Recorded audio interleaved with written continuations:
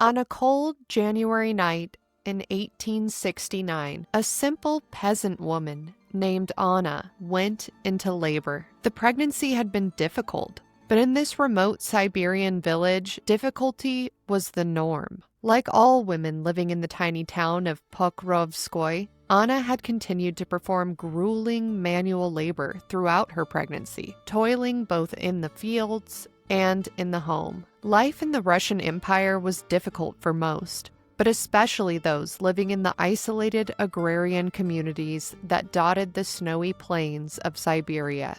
Despite her hardiness, this childbirth felt more difficult than her last. Anna would eventually give birth to a total of 7 or 8 children during her lifetime, but only one would be strong enough to survive into adulthood. She couldn't know it now, but the child currently crowning as she screamed in agony would eventually grow up to be that sole survivor. Outside her modest log cabin, where she was now in the throes of labor, a fiery meteor streaked downward from the heavens, glowing bright green against the black night sky. And just before the meteor hit the ground, the baby finally burst forth from his mother's loins, crying as his lungs breathed in the frigid air for the very first time. As the midwife nestled the baby boy in Anna's arms, she smiled and whispered, "I shall name him Grigori Yefimovich Rasputin."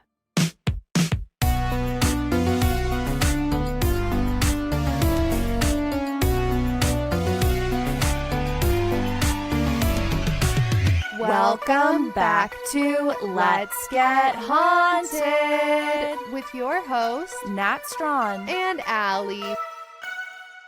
Welcome back, Haunties, to episode 231 of Let's Get Haunted. We are your ghost hosts, your banshee broads, your paranormies, Aly and Nat, and we're here to make sure you get good and haunted before the end of today's episode. Nat, could you please introduce our show to anyone who might be watching for the very first time? First of all, hello, I'm Nat. That's Allie. First thing you should know about our show is that we're an indie show. We're do-it-yourself. Check this out. Can't even get our camera to work.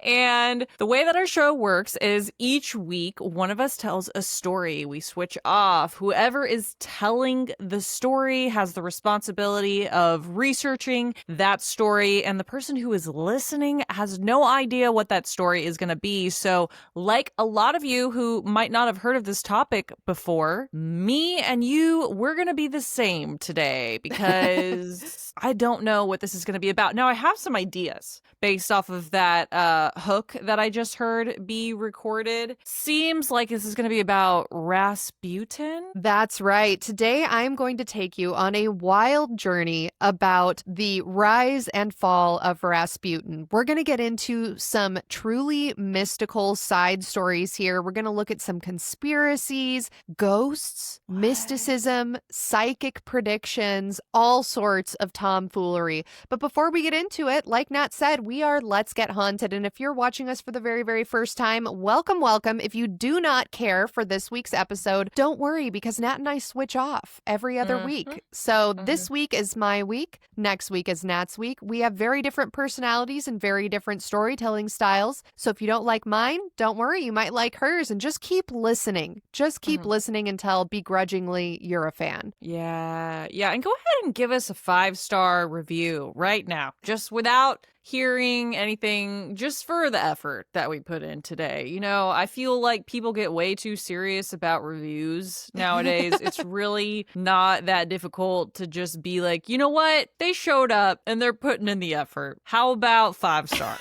I did see somebody rated us 1 star this week, and it sends like a notification to the podcast when you rate them, by the way, guys. And I read it, and it was like, these are the mean girls that made fun of you for not smoking clove cigarettes in high school. And I was reading it and I was like, what the fuck are they talking about? I don't know if you guys can see us right now, but I did straight up cocaine in high school, okay? You would not fucking catch me with a clove cigarette, you fucking nerd. Oh, wow. I was going to go the opposite direction and say I didn't even know what a cigarette was in high school. I was very much a rule follower. So, I mean, it sounds like that guy was really working through some issues when he listened to our show, and I hope he's doing okay now. To that guy's point, though, like, I wasn't, like, one of the popular girls, because my school didn't work like that. Like, those popular girls, you had to be, like, a white Christian wife who played golf to be popular at the school I went to. You know, I'm not ashamed. I did what I had to do to get through that time period in my life. For those of you who might not be aware, because you may be listening to us on a platform that is audio only, if you would like to see the video version of this week's episode, Nat, where can they check us out? Spotify or YouTube. It's up to you, whatever corporation you want to support. And for those of you who do prefer the audio-only version of the podcast, don't worry, you can still follow along with us and see key images and videos that we will be referencing during the course of this episode by heading over to @Let'sGetHaunted on Instagram. We post a corresponding photo dump for every single episode, and you can just flip through those, peruse them as we're perusing them during the episode. All right, are you ready, Nat, to get into this week's haunting? I'm ready, but that intro was fucked up. Like, I gave birth before with no medicine, just like at my house. That's a long story for another time, you guys. And it was terrible. It literally traumatized me. And so I did not like that intro. Why was that woman like just giving birth in the snow or something? Like, what was going on there? So this story takes place in the late 1800s, or at least that's where it starts. And it starts in Siberia in Russia. For those of you who are not familiar with Russian geography, we talk about Russia all the time randomly. Turns out they've got a lot of really haunted things going on over there during all eras of its history. But Siberia is known for being super remote, and this story begins in a very, very remote village. Part 1, The Rise of Rasputin. Today, we'll be discussing the very haunted story of the quote-unquote mad monk, Grigori Rasputin, a peasant who, depending on your perspective, either conned his way into a place of prominence within Russia's royal family or was a real psychic healer that possessed supernatural knowledge. Whatever the truth, the legends and lore surrounding Rasputin have continued to persist well into the 21st century, with him appearing as a character in some of pop culture's most popular books, comics, TV shows, movies, and even songs. For example, Rasputin appears as an agent of dark supernatural forces in the Hellboy comic series, summoning Hellboy from another dimension as part of a Nazi occult ritual. In the animated 1990s film Anastasia, Rasputin is depicted as a wizard who sold his soul to evil forces in exchange for power. In the Netflix series Russian Doll, Rasputin is referenced as an immortal time traveler. And his sex life is even the subject of a 1970s British disco song by the band Boney M.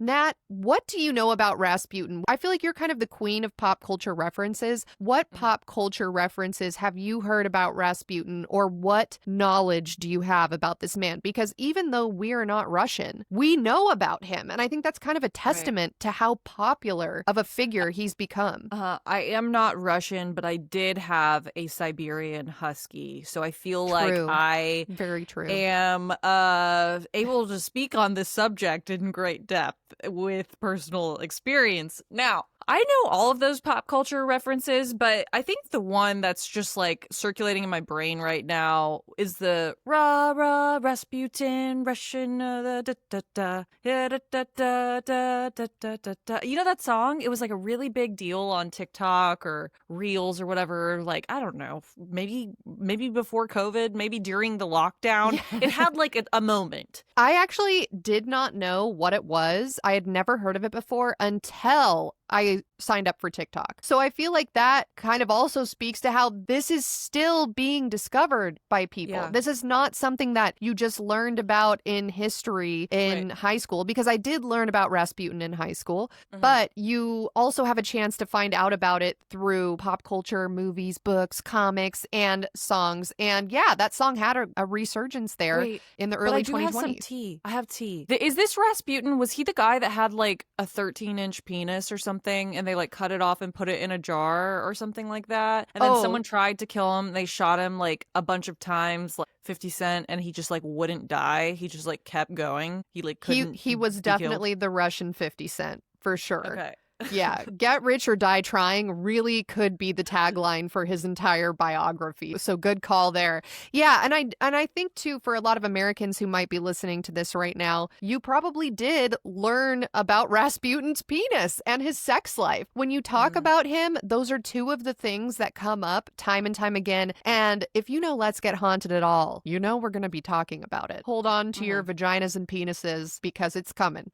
Or your smooth spaces like a Barbie doll. You're an alien from outer space who stumbled upon this podcast episode and you're all smooth down there. Don't worry. We've got you too. Everyone's interested in 13-inch penises. I'm sorry. It's the truth. It's why he has persisted in the cultural zeitgeist and lore. I agree. I mean, that is insane. First of all, I just have so many questions, and maybe you can answer them. Maybe this is not the point of the episode, but everyone's thinking was it 13 inches just like flaccid? Well, when it comes to Rasputin, it is extremely difficult to separate fact from fiction, especially because most books and news articles on the man directly conflict with each other. And that goes from his upbringing to his teenage years, to his rise to power, to his inevitable murder, to what came after his murder, to his severed penis that may or may not be sitting in a jar in a museum in St. Petersburg right now. So to answer your question, I don't know if it's actually 13 inches, but I'm going to tell you all the rumors and all the innuendos, and we might even look at a picture of what is purportedly his severed penis in a jar in St. Petersburg. Oh my God. Also, that's crazy. Is this a Taylor Swift clue? Because Taylor is dropping so many 13s in preparation for her new album, so her mind is incredible. Okay, keep going. For those of you who don't know, Nat is a very dedicated Swiftie, and I am Swift curious, I would say. Like, I have not been able to like fully get involved in the movement. How funny would it be if her entire obsession with the number 13 is just that she's a huge fan of Rasputin's penis? Wow. I mean, you guys, listen to our episode on Taylor Swift. I did a deep dive on the magic and the supernaturalness of Taylor Swift. But yeah, that would be absolutely crazy. Well, to go back to what I was saying before we went off on this tangent, today we will be doing our best to tell the true story of Rasputin. But since this is a haunted podcast, we will also be paying special attention to some of the most salacious and haunted aspects of the rumors, tall tales, and legends surrounding him. Because of how frequently he has been referenced in pop culture throughout the last century, the majority of our listeners will likely already have heard of Rasputin. But before he became the most infamous mystic of the 20th century, he was just a troubled child living in the middle of nowhere. As we mentioned at the top of the show, Rasputin was born in the small Siberian village of Pokrovskoye in the year 1869.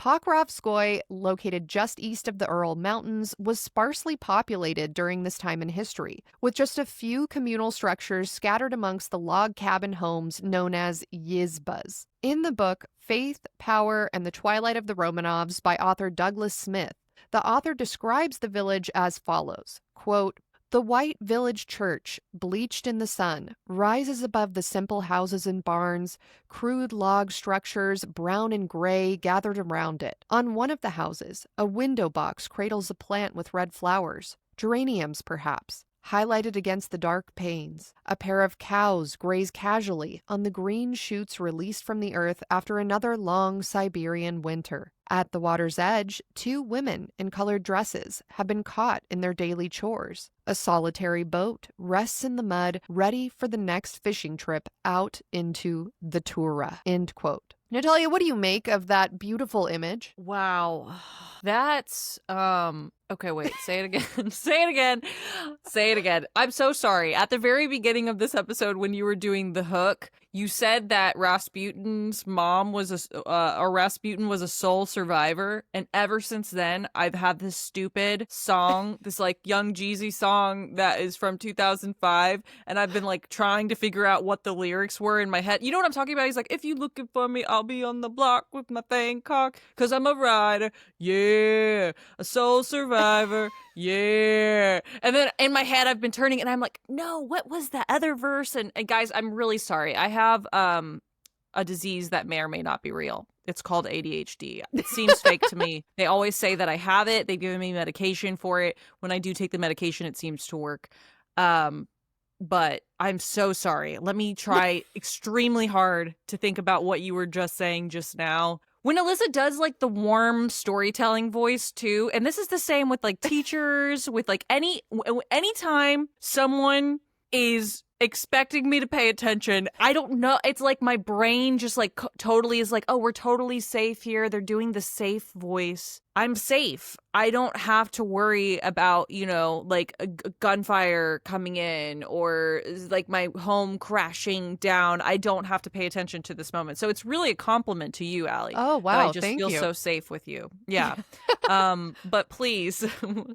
All right, let me just tell you what I'm trying to get across, which is that at this time in history, it was super rare to be voluntarily living in Siberia. I mean, even now, not that many people live in Siberia in Russia. It Right, 'cause covers, it's I just, think, like reindeer and dogs. well, depends on what section of Siberia you're in, but it's Okay. enormous. It's like 77% or something of Russia is Siberia. And so I'm there are just picturing parts. so many dogs. Like you can't even see where you're going. Like you're trying to drive a car and it's just like herds of these like dogs walking, like Siberian huskies. And is it not like I've never been to Siberia, guys, so I really don't know. Siberian tigers. I have no research on these things that you're questioning me about, but I can tell you that during this time in history, this was super sparsely populated. Basically, nobody voluntarily lived in this area. If you were in Siberia, usually, according to some of the articles that I read, usually it was because this was sort of your last hope. Like you couldn't hack it in the city, you couldn't hack it in the suburbs. Maybe you were exiled to Siberia, depending on who you were. Maybe you went there because there was just nothing for you anywhere else. You usually had to be kind of a hermit, a recluse. Maybe you had some substance abuse issues like Rasputin's parents, which very little is known about them, but allegedly they drank a lot, which if you think about it, if you're living in the middle of nowhere, I don't care how beautiful it is. What are you going to do? You're going to drink. And you're also going to fuck. And back in the day, infant mortality was definitely super high. And so that's why I also said his mother, Anna, while we don't know much about her, we do know that she had either 7 or 8 kids, depending on which records you believe, and that the sole survivor into adulthood was Rasputin. Why'd you say it again? You said it again. You said soul survivor again. Okay. Hey, Haunties, it's Aly here. You know, in the wise words of Nate Dogg, 2 to the 1, to the 1 to the 3, I like good and I like good smoke so much you wouldn't believe, and I get mo than a toilet seat. And you know what else can be compared to a toilet seat? Your bed sheets. Do you know that traditional bed sheets can harbor more bacteria than a toilet seat? It can lead to acne, allergies, stuffy noses, and it's just gross. Miracle Made offers a whole line of self-cleaning antibacterial bedding such as sheets, pillowcases, and comforters that prevent up to 99.7% of bacteria growth and require up to 3 times less laundry. These sheets are infused with silver that can prevent up to 99.7% of bacterial growth, leaving them to stay cleaner and fresher 3 times longer than other sheets, meaning no more gross odors. They're also designed for your skin. Stop sleeping on bacteria. Bacteria can clog your pores, causing breakouts and acne. Sleep clean with Miracle. Their sheets also have temperature regulating properties for better quality sleep. Using silver-infused fabrics inspired by NASA, Miracle Made sheets are thermoregulating and designed to keep you at the perfect temperature all night long, no matter the weather. Upgrade your sleep as the weather heats up. Go to trymiracle.com/haunted. That's trymiracle.com/haunted to try Miracle Made sheets today. And whether you're buying them for yourself or as a gift for a loved one, if you order today, you can save over 40%. And if you use our promo code HAUNTED at checkout, you'll get a free 3-piece towel set and save an extra 20%. Miracle is so confident in their product that it's backed with a 30-day money-back guarantee. So if you aren't 100% satisfied, you will get a full refund. Upgrade your sleep with Miracle Made. Go to trymiracle.com/haunted and use the code HAUNTED to claim your free 3-piece towel set and save over 40% off. Again, that's trymiracle.com/haunted to treat yourself today. Thank you, Miracle Made, for sponsoring this week's episode. And now back to your regularly scheduled haunting. So Rasputin, wow, I kind of feel bad for the guy. Like, is that wrong to say? Like, am I supposed to feel kind of bad for him? He has this like hard life, hard upbringing. He has a 13-inch penis and he ends up getting shot a bunch of times. He just, wow, you really, yeah. Well, he was definitely evil and definitely out for himself. But as a child, nature versus nurture, right? Maybe as a child, he wasn't quite evil yet. Or was he? By all accounts, young Grigori's early life was unremarkable. He never attended formal schooling and seemed destined to just be another farm laborer in the Russian hinterlands. As a teenager, Rasputin was certainly no saint. Village records and rumors suggest that he got into drunken fights and minor trouble with local authorities for unruly behavior, including, according to some records, horse theft, which at the time was one of the worst crimes you could be accused of. This accusation of horse theft would actually set into motion a pivotal point in the story of Rasputin's rise to prominence. But before we get to that, I wanted to first take a detour to tell you about his relationship with horses in general, which I think you, as a horse girl, Natalia, will enjoy. Oh my God, I'm so okay. So now the attention is like fully on. I'm ready. I will be learning all about the horses. Let's go. Yeah, again, for people who are new to the show, this is a constant push and pull between us trying to get the information that we need to tell out to the masses while also keeping each other enthralled. So we're going to take a brief detour about Rasputin and horses here to make sure we're all paying attention. In an article from Medium.com, journalist Josiah Norton writes that for whatever reason, Rasputin seems to have had a natural talent with horses. From several accounts from townspeople, Rasputin would spend a lot of time not just with the horses, but also speaking to them. One story from historian Joseph T. Furman claims that when Grigori was 12, he was laying in bed with a fever and overheard some men discussing a horse that had gone missing in the town. Rasputin got out of bed, walked over to the men, stared at them in silence for a few minutes, and then, without warning, pointed at one of them and proclaimed, "You stole the horse." His father began to apologize profusely,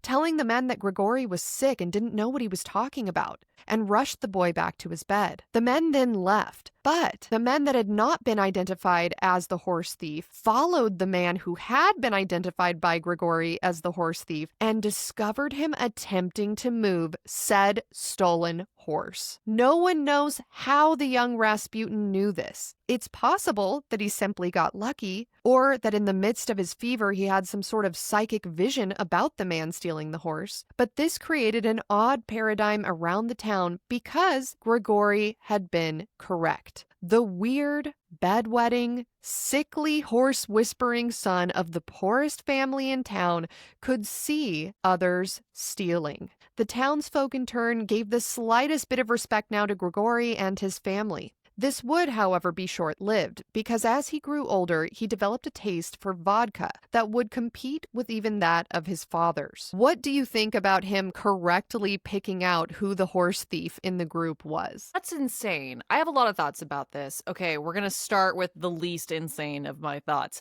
Did he just, look at the guy and size him up? The guy had, dirt on his boots, or, his hands were fucking rubbed raw or something from holding a rope that the horse was attached to, and then the horse ran off and gave him a rug burn type thing on his hand. Yeah, exactly. Was he just able to pick up on hey, that guy has fucking hay in his hair, something like that, or I don't know. Or was he able to psychically connect with the horse? You know, that's crazy. I do know. So I ride horses. So for people who don't know me personally, I ride horses. I love it. I'm obsessed. And it is a contention point in my life. That's how much I love it. It stresses me out trying to be able to do it, to afford it, whatever. I'm very passionate about horses, and I am for the horses always. That said, there is for a lot of people who ride, like, a psychic connection between rider and horse. Oh, now, interesting. the skeptic perspective is like, oh, well, you're just really good at like body language, communicating with them. But when you start to like really have a relationship with one horse riding at like a certain level, I'm not talking about like, you know, just walking around outside or whatever. I'm talking about like you're fucking galloping around on this horse, doing little routes, jumping over stuff, whatever you're doing, whatever your discipline is. If it's high intensity like that, like you build this relationship with the horse that's just crazy because you're in the horse's mouth. Like imagine if you just put your fingers in fucking someone's mouth, like how intimate that is already, right? And then you're using your pelvis, your chi, your like life force to communicate with them and like push them and pull them, and your weight is going back like a Segway to send them forward, you know, like things like that. And the horse starts to be able to almost sense what you're thinking, because a lot of times you move your body before you even think it. So like in my mind, I'm thinking like, okay, I'm going to go right. My body might slightly, like ever so slightly turn to the right or something. But yeah, a lot of times they tell you when you're riding at like a super elite high level, just think what you want to do next, like envision it in your head, like look where you want to go before you communicate like with your body and your hands. And like the horse can like feel what you're thinking almost, you know? So I don't know, like maybe he did, maybe that makes a lot of sense because he was supposed to be this like psychic wizard magic dude. And if he had more of a connection to his psychic eye or whatever you want to call it, it would make sense that he was able to communicate with horses and was passionate about it, you know? Yeah, I think we're jumping ahead a little bit because this is the first psychic story associated with him. Prior to this, like, so he's 12 years old in this story. He has not yet become the infamous sex deviant, monarch whispering man that he would eventually become. But what do you think about a 12-year-old with a fever just like walking into your living room and pointing at you and being like, you stole the horse? Yeah, I mean, it's also really bold because like this is Siberia, so what's to keep that other dude from just like beating the shit out of him, you know? Well, I think that's why the dad is so like, oh my God, I'm so sorry. This is just my weird son, Grigori. He's super sick. He just like pisses himself all the time. Like, please ignore him. He's kind of like the black sheep of the family. But then something must have made those guys, the other men in the living room, kind of think twice about it, because then they followed that guy home and saw him with the stolen horse. Yeah, I don't know. It seems weird. I don't know what to think of it. I really don't. I just want to believe that he's a psychic with the horses, so. Yeah. People say, like, oh, he could often be seen by himself, just like petting the horses, stroking them, whispering in their ears, and nobody knew what he was saying to them. So he didn't really seem to connect with people so much, but he did seem to connect with animals. So moving forward in time, Rasputin, a young man, was deeply religious and drunk more often than not. He earned a reputation of drunkenly riding around on his horse cart, screaming obscenities or screaming about his quote-unquote righteous knowledge of God at the other townsfolk. In another story written in Joseph T. Furman's book Rasputin, The Untold Story, Furman mentions an interaction between a man in the town who caught drunk Rasputin stealing his fence board by board. Rasputin was apparently chopping pieces of the fence off and throwing them into his cart to probably sell as firewood later. The man confronted him, and Rasputin tried to threaten him with the axe he was using to steal the man's fence. And the man grabbed a stick and severely beat Rasputin, which caused a permanent bump on his forehead. This is why, according to some historians, Rasputin kept his hair messy and unkempt, leading to rumors later in life that he he had made a pact with the devil and that a horn was growing out of his forehead. This is wild. That is fucking cold as fuck. That is some real gangster shit, to just be disassembling somebody's personal property in front of them and putting it on your cart to just like go sell it as firewood. Like, can you imagine you're driving your car and you get stuck on the 405 in traffic or something, and then you just hear like a bunch of like metal work or something going on behind you, and you turn around and someone's fucking like taking your trailer, like the, you know, the trailer bed of your truck, just like fucking off of your truck and like sliding it onto a cart and just going away. You're like, hey, that's super illegal. And they're just like, come at me, bro, with like a welding tool. Like they're gonna, yeah. The audacity. Yeah, it's super cool though. Like I could see why people liked him, you know? Like if you saw someone doing that, it's kind of interesting. It's like kind of the type of chaos that could attract me when I was, how old was he here? It doesn't say, it just says a teenager. That's all it says. Yeah, that's some real like teenage riffraff, the type of stuff that when you're a teenager is real cool. You know, you're like, wow, that guy took apart old man Skimpleton's fence and sold it for firewood, you know? In order to reach the level of iconic holy man that he eventually would reach, I think you need a number of these weird, quirky stories that make no sense. It's like not something that a normal person would do. So I think it just adds to the lore. He may have just been drunk and poor and was like, yeah, I'm going to chop down this fence. Seems like a good idea in my drunk mind. And I'm going to sell it for firewood and get some more money to go down to the local pub and drink some more vodka. But as he grows in number of weird stories associated with him, everything starts looking A, more cool, like you said, and also B, like, man, maybe this guy knows something that the rest of us don't know, because he is so quirky and strange. Yeah, I feel like confidence is just really attractive, not in the sense of like, oh my God, so attractive, like I need to make them my partner and like, you know, whatever. I mean, not like a sexual romantic attractive. I mean like attractive like a magnet. Like when you see somebody acting in a way so confidently, it is somewhat of a magnetic force, because you're like, they must know something that I don't know, you know, because I would be too afraid to do that. Right. Fake it till you make it. Right. And I think that is a lot of him as well, is that saying is about, oh, you don't have the confidence. You don't think you're going to do well at this job or this hobby or whatever the case may be. Fake it till you make it. Just pretend that you have the confidence and the rest will follow. And yeah, that does seem to be a lot of what made Rasputin. Eventually, Rasputin would go on a journey to Abalek, Russia in 1886, where, at age 18, he would meet a woman named Praskovya, a 21-year-old peasant girl. They married in February 1887 and moved back to Pokrovskoy.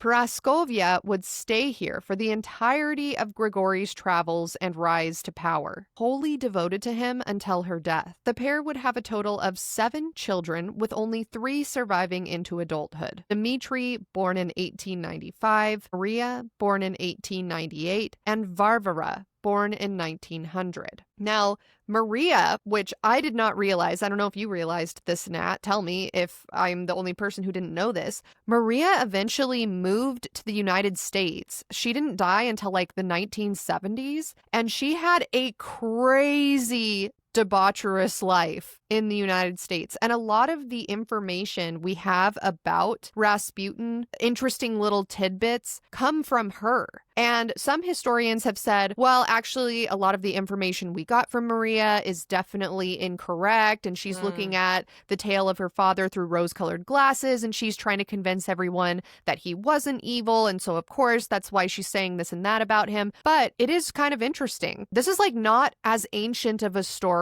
as you would think. Yeah. Wow. Yeah, I didn't realize that. That's crazy to me, because I for sure thought this guy's story came to an end in like the early 19th century, and so that was going to be it. But her being his daughter and surviving until the 70s, and us getting a lot of information about him, presumably from her during her lifetime, kind of, brings this into modernity. I'm trying to think of someone else who's kind of like that, where it's like they're like a modern callback to like a really a celebrity that seems like very old. There's this girl, so the Princess of Monaco, Grace Kelly, she has a daughter, or maybe it's a granddaughter, I think it's a granddaughter, who's like a show jumper, who's a really big deal. Oh. And everyone always says, like, whenever they show her picture or whatever, they'll be like, oh, this is such and such, like the granddaughter or great granddaughter of Grace Kelly, Princess of Monaco. And she's rich and she's beautiful and she's everything, and it's like real annoying. So and she's a show jumper and she's tall and she's got long, perfect, shiny hair, and she's got cool style, and she's just like a cool it girl who travels around Europe. You know, it's kind of upsetting.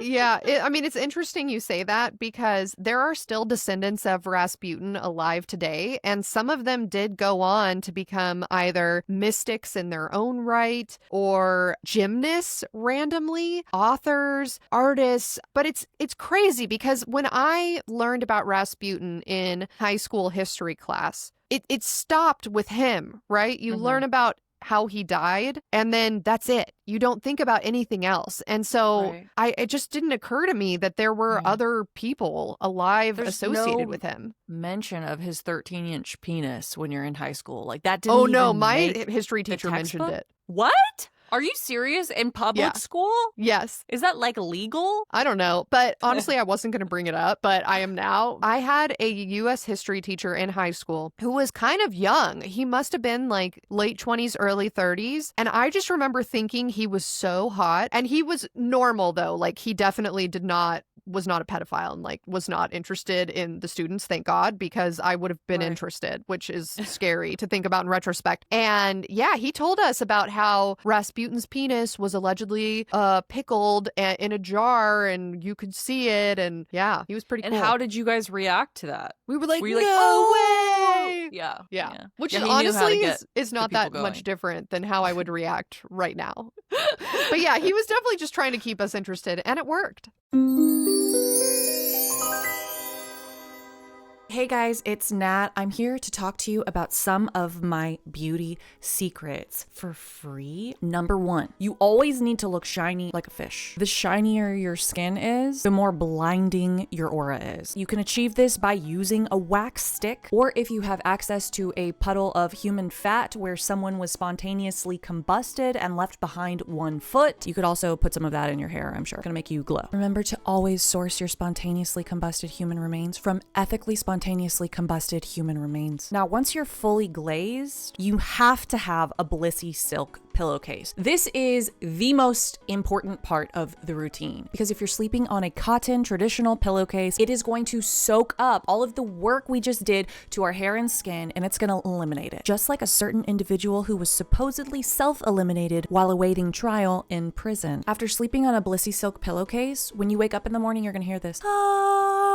That is the sound of heaven's gates opening to admire your beauty. Because BLISSY silk pillowcases are antibacterial and hypoallergenic. They have naturally hydrating silk fibers. They keep you moisturized all night and into the next day. These pillowcases eliminate frizz, tame flyaways, and keep your hair products on your hair. They're gonna preserve your hair style, and they're gonna protect your color treated or bleached hair. Best of all, they're easy to care for, they're machine washable, and they promote better sleep because they're naturally cooling. If you start sleeping on BLISSY today, you're gonna see better hair and skin in just weeks. And no, you can't get the same results on a dupe because satin and synthetic materials don't hydrate the same way that silk does. Plus, they have a new adjustable pillow and over 99 different colors, including collabs with your favorite brands like Wicked and Harry Potter. And because you're a listener, BLISSY is offering 60 nights risk-free plus an additional 30% off when you shop at blissy.com/LGHpod. That's blissy.com/LGHpod and use code LGHpod to get an additional 30% off. Your skin and hair will thank you. Thank you, BLISSY, for sponsoring this episode, and now back to your regularly scheduled haunting.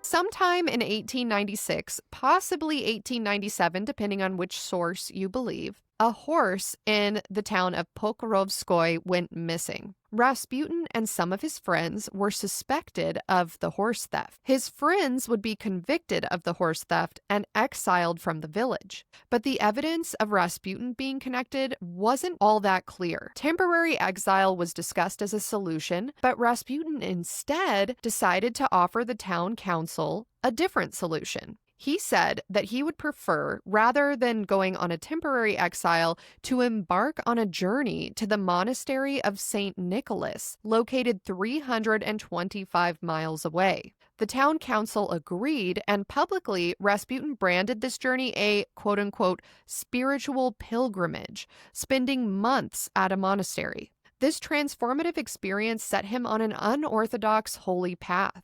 Despite later earning the nickname the quote-unquote mad monk, Rasputin was never an actual ordained monk. Instead, he became a wandering starets, meaning a self-proclaimed holy man who would roam about the countryside, visit other mystics and religious sects, while seeking a closer experience of God. Around 1897, Rasputin claimed something extraordinary happened to him. While wandering one day, he had a vision where he saw the Virgin Mary. He said she appeared to him in a moment of weakness and told him that he needed to give up his wild ways and devote himself to the Lord. Whether he made it up or truly believed that he had this vision, Rasputin leaned hard into this story and used it to change his image forever. Virgin Mary coming in saying you got to change your ways. Interesting. I've never had a Virgin Mary approach me and tell me to change my ways, and I've had some really low points. So I'm feeling a little jealous because I feel like I have the backstory to become a prophet. And it's been taken from me. And you know, it's interesting. Did the Virgin Mary ever like appear to women, or does she only appear to dudes and be like, hey, you need to turn your life around? That's a fair question. I don't know about the late 1800s, but there is a different story I'm researching for this podcast where the Virgin Mary allegedly appeared in front of a young girl and told her that there was a miracle of the sun going to happen. This was in Portugal, and then allegedly the miracle of the sun did happen. I don't want to go too in depth because it's kind of off topic, but I think the Virgin Mary, you're right, conveniently shows herself mostly to children and drunk guys that are really having a hard time. And some might say that's because they're making it up, but others might say, no, it's true. And we can't speculate as to why the Virgin Mary makes herself known to certain people because we are but mere mortals. So that brings me to my question. Do you think that he really did see this vision? Do you think he was just drunk and thought he saw this vision? Or do you think that this was just something that he used to put himself in a position to have power? You know, that's a great question. I don't know. It is something that would be kind of perfect timing. You know, if you were this person who had like an infamous past and nobody in your village respected you, it would be kind of perfect for you to be like, actually, no, the Virgin Mary appeared to me and told me that I was destined for something greater. You know, that is going to kind of change your trajectory in a way that just being like, hey guys, sorry, I got really fucked up the other day and it was kind of fucked up and I'm not going to do it again, I promise. You know, that carries less weight, I think, in the village than like someone holy presented themselves to me. I guess my opinion on that would change based off of like, was he actually able to do magic shit? Like, are you going to tell me, oh, there was a horse who came to him and told him where the gold was buried and he went there and found treasure and then he distributed the crown and the treasure out to different people in the village and then everyone was magical? Like, I'm more likely to believe he had a magical vision if there was like some sort of holiness afterwards. But if he just went on to be like a normal dude, then I feel like, okay, it's kind of, the Virgin Mary just showed up just to like give you a memo that you should stop drinking and then that was it. Like, I don't think so. She's too busy for that. Right. Well, as we're going to get into as the story progresses, he made tons of prophetic predictions, quote unquote. He had a lot of visions. He made a lot of prophecies that didn't come true. But he also made some that did come true. And again, it's so difficult when talking about things that are abstract, such as the supernatural, the paranormal, because if you're a skeptic of the story of Grigori Rasputin, you're like, okay, cool, a broken clock is right twice a day, or whatever that saying is. Yeah, he made 500 predictions, and the only ones we remember are the ones that came true, because that's what we could point to be like, oh my God, he did make a pact with the devil. Oh my God, like he was more than just a drunk guy with a big dick who tricked us, you know? And I do think a lot of people were tricked by him, and so sometimes it's easier to say, I wasn't tricked by a homeless guy, I was tricked by someone who was close to God or close to the devil or a reincarnation of some deity. Does that make sense? Yeah, no, it does make sense. And yeah. But this point in his life is his rock bottom, as you pointed out. You know, he is temporarily exiled from the city, but he doesn't want to have that be in his bio. So he's like, okay, I know you're thinking of exiling me temporarily, but how about I just voluntarily walk 325 miles to the monastery of St. Nicholas and just chill there with the monks for a while and like really meditate on what I've done wrong. And then I'll come back, you know, I'll be a changed man. And so I think he was very conniving, might not be the right word, but like really smart about some of these choices. He did not want to be known as the horse thief that was exiled. So he decided to change his narrative. And so he proposed this alternative punishment, did it. And then when he comes back, he's like, oh my God, you wouldn't believe the Virgin Mary appeared to me. Oh, she chose me and I'm a changed man. Part 2. Magical powers. During his wanderings, Rasputin's charisma and fervor grew. According to some rumors of the time, he fell in with a fringe mystical sect called the Klisti, but historical records say that this isn't true. Ultimately, whether or not Rasputin was a member of the Klisti doesn't actually matter, because that's what people at the time believed. Nat, are you familiar with the Klisti sect of Christianity? No. How is it different than regular Christianity? Great question. This is actually very interesting to me. So according to encyclopedia.com, the Klisti were a secretive religious sect in Russia that emerged in the 17th century, known for rejecting the authority of the Orthodox Church and seeking direct communion with the Holy Spirit. And this would have been super controversial at the time. Now, this part of the Klisti doesn't sound that crazy, because in modern times, there's tons of sects of Christianity. There's some that take communion, some that don't believe in communion, some that speak in tongues, some that don't. But at the time in Russia, the Orthodox Church was the overarching law of the land, essentially. And so the fact that there was this sect that did not respect the teaching of the Orthodox Church was super scandalous. And so historians now say, well, that's why there were rumors that Rasputin was in with this group, because his enemies were just trying to sow doubt in the minds of people who would have followed him. But the Klisti weren't just going against the grain of the Orthodox Church by seeking, quote unquote, direct communion with the Holy Spirit. Historical accounts describe them as practicing intense prayer rituals, self-flagellation, and ecstatic chanting that sometimes culminated in trance-like states. But rumors about the Klisti were far more lurid than their documented practices. Whispers spread that their midnight gatherings devolved into wild, candlelit orgies, where men and women danced themselves into a frenzy before collapsing into sexual abandon. Tales claimed that babies born from these rituals were sometimes sacrificed or thrown into rivers, and that members believed sin was a necessary path to salvation,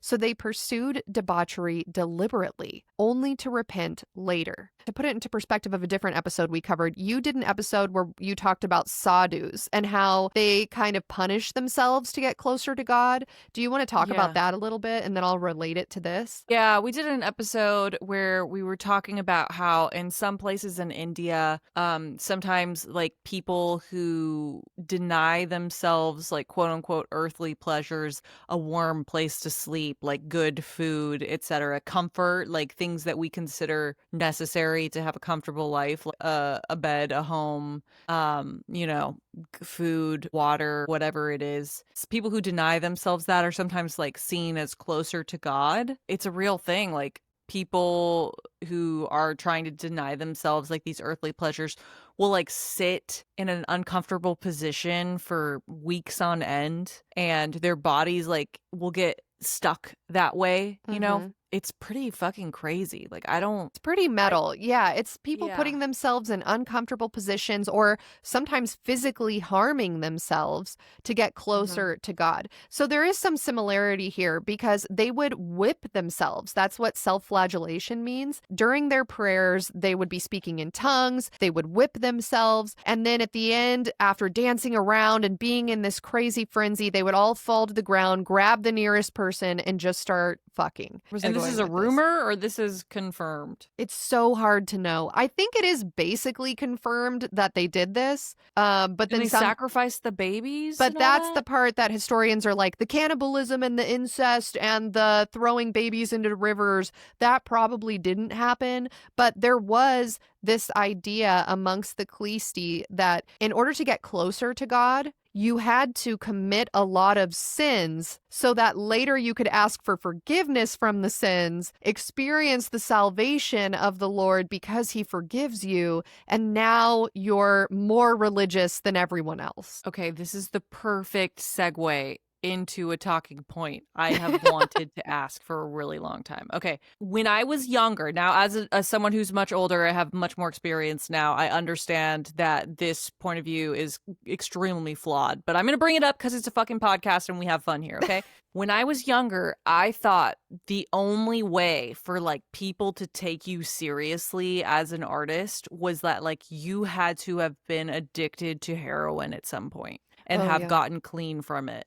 And I was like, if I could have just do heroin a few times and then, you know, had this crazy, like, come to God, like, sober moment, then people would take me seriously as an artist. And then I would be, like, perceived as, like, edgy and cool, yet, like, still has, like, a level head on my shoulder. I don't know, because I do feel like that. I do feel like sometimes in Hollywood, there is, like, kind of a holier than thou image placed upon people who are sober or who have experienced addiction. And you know, it's kind of weird because they're just fucking people, you know, they're just people. I know that now. But as a young teen, I was always like, wow, like that rock star is legit because they have an addiction, you know, or like this person is like more cool because they used to be addicted to drugs. And before everyone comes for my throat, I married an addict. He, you know, so I'm not like trying to be weird about this or anything. I'm just telling you guys that was a perspective that I had when I was younger. So I wonder if that's like kind of the same thing here, right? It's like, oh, you have been through so much sin that now your salvation, your come to God moment is more significant because it was like you were further from God than anyone else. Like it was a bigger deal for you to change than most people. Does that make sense? Yeah, I do think that makes sense. I mean, everybody loves an underdog. Everybody loves a good story. And the best stories, the most compelling stories are usually about people that have not had it easy or have not always been on the straight and narrow. And so that leads sometimes people to have self-destructive behaviors because their life has been too easy. And so they're like, oh my God, quick, let me go run out into the street and do heroin because I have had everything handed to me. Or it could be the opposite, where you hear someone's story and they came from rags to riches and you're like, oh my God, how did you do it? Like, you are awesome. I want to be on that same level. And yeah, I think while Rasputin, to relate it back to this story, while Rasputin did come from humble beginnings, and so in that sense it is really impressive where he was able to con his way into or able to build himself up to be, I do wonder when it comes to the story of the Virgin Mary appearing to him, some of it does seem sort of like a guy trying to invent more hardships than was necessary. But maybe that's not a fair assessment because he really did come from a super humble village in the middle of Siberia. Who is to say? But how hard could your rock bottom be if you have a 13-inch penis? You know, like that was probably a really big deal back then. Well, yes, we're actually about to start talking about his penis, but to round out this story of the Khlisti, whether these stories were true or slanderous inventions of their critics, they painted the Khlisti as a sect steeped in scandal, heresy, and dark sensual mysticism, giving them a reputation that haunted Russian folklore for centuries. And again, whether or not Rasputin was actually a member of this sect doesn't really matter, because it does seem that he held some similar beliefs. According to one biography, Rasputin apparently embraced the idea that in order to purge his sin and therefore become closer to God, one must first commit sin, a theology convenient for a man with earthly appetites. In fact, one of the things Rasputin is probably most well known for is his sexuality. As we keep talking about the size of his penis, this is just evidence that that really is what he's most well known for.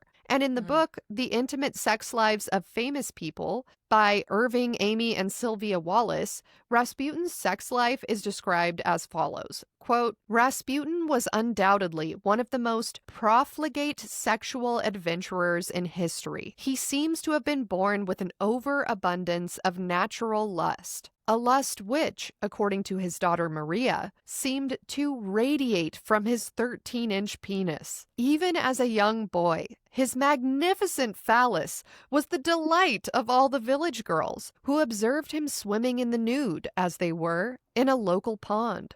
But his real initiation into the world of sex came at the hands of Irina Danilova Kubasova, the young and beautiful wife of a Russian general. She enlisted the help of 6 of her maids in a mass seduction of the 16-year-old Rasputin. With suggestive moves, Irina lured him into a bedroom. When he stripped and followed her to the bed, the maids suddenly leapt out of hiding, dousing him with cold water and grabbing his penis. Following this episode, he sported with prostitutes in his native village, even after his marriage to Praskovia Fedorovna, a sexual frolic with 3 Siberian peasant girls whom he chanced on while swimming in a lake led Rasputin to a religious revelation of sorts, and he soon, according to some, joined the Khlisti, who not only allowed but actively encouraged the indulgence of the flesh. Thus converted, Rasputin embarked on a journey through Russia, during which he gathered women about him through the magneticism of his animal attraction, celebrating his peculiar rites. These included enormous orgies, complete with partner swapping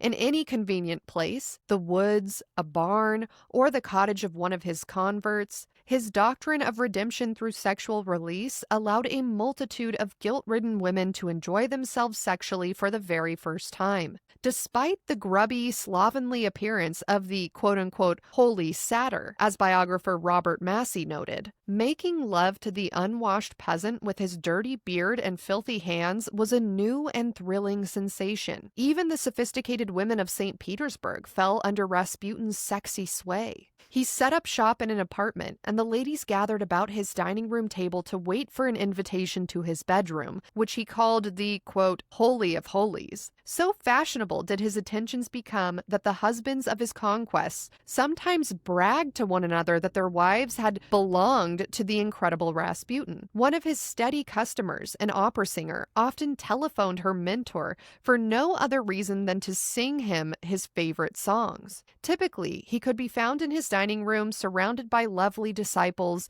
sometimes sitting with one of them on his lap, stroking her hair, and whispering softly of the mysterious resurrection, as he called it. He would begin to sing, and eventually the ladies would join in. Soon, the singing would erupt into wild dancing, which itself often led to passionate swoonings and trips to the Holy of Holies, or his bedroom. At one of the sessions of St. Petersburg, Rasputin abruptly launched into a graphic description of the sex life of horses. He then roughly seized one of his distinguished female guests and said, "Come to me, my lovely mare," end quote. Natalia looks shell-shocked. Yeah, I mean, look, obligatory. I hope this person, 16. Is that legal in Siberia and Russia? I don't know. The last stories are when he is of age. The last few that I went into.